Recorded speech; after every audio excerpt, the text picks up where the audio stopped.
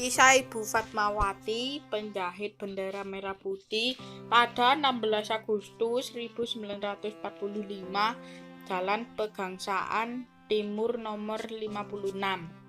Fatmawati adalah istri Presiden Insinyur Soekarno.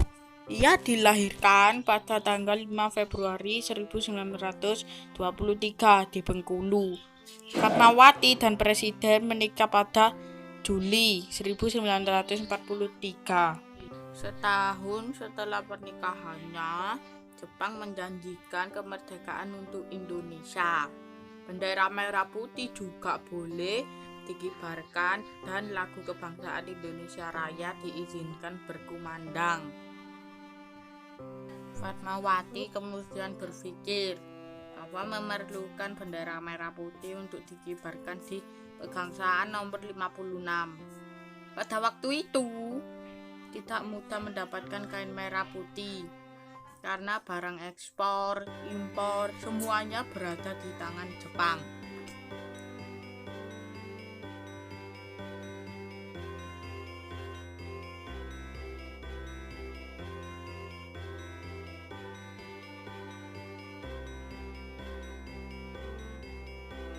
Ibu Fatmawati berkata, Sang-Saka merah putih harus pergi pada esok hari.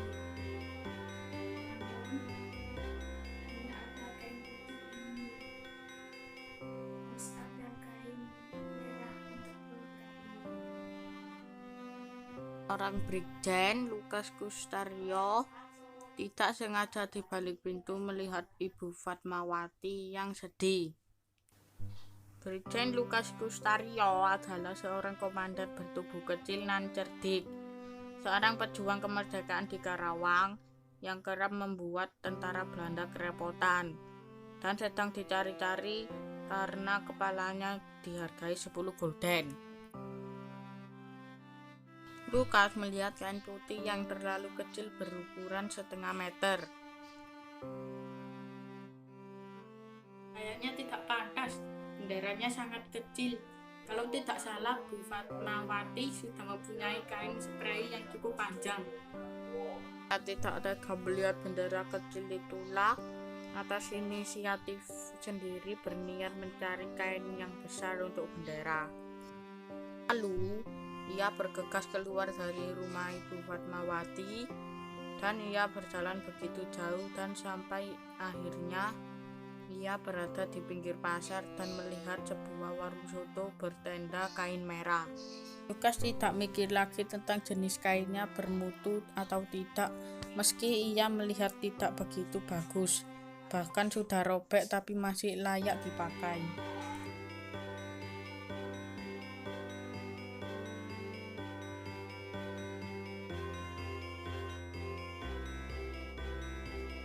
Kemudian Lukas menghampiri warung soto bertenda tersebut. Lukas berkata, "Permisi, Pak." Iya, apakah ada yang bisa saya bantu, Pak? "Bolehkah saya membeli kain merah seharga Rp500?" Pedagang soto malah bengong dan menerima uang dari Lukas tersebut. Hah?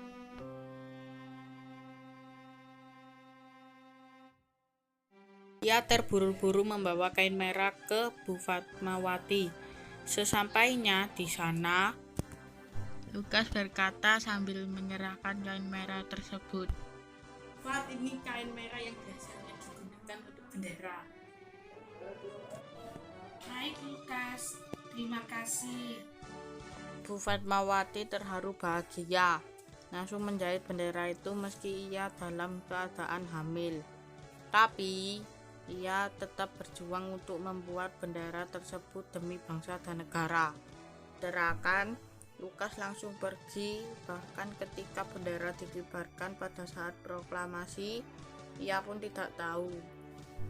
Ia kembali ke Jakarta dan bergabung dengan rekan-rekan pejuang lain. Maklum, ketika itu tentara Jepang masih bersenjata, sedang berkeliaran dan belum lagi pasukan Inggris. Selang beberapa tahun kemudian, Brigjen Lukas Kustario bertemu dengan Ibu Fatmawati di Yogyakarta.